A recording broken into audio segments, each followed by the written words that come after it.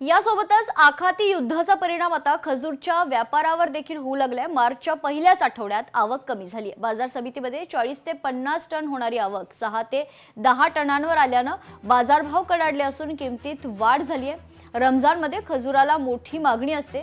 फेब्रुवारीत आखातीतून बाजार समितीत दररोज 40 ते 50 टन खजुराची आवक सुरू होती।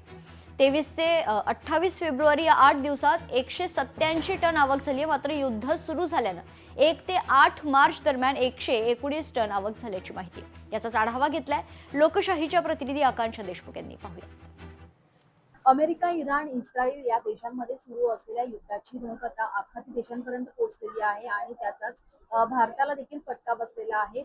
खजूरची आवक ही कमी झालेली आहे। आपण सध्या एपीएमसी मार्केटमध्ये आहोत।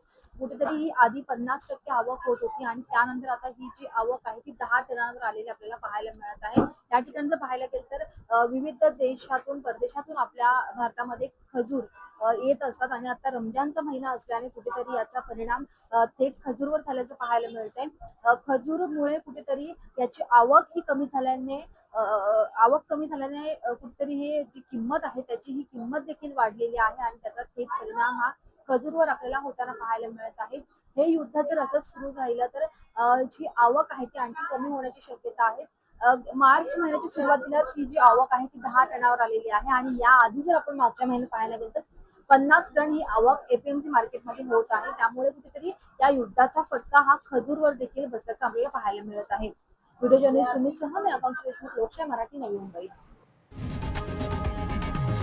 लोकशाही मराठी ऐका, पहा, जागरूक रहा।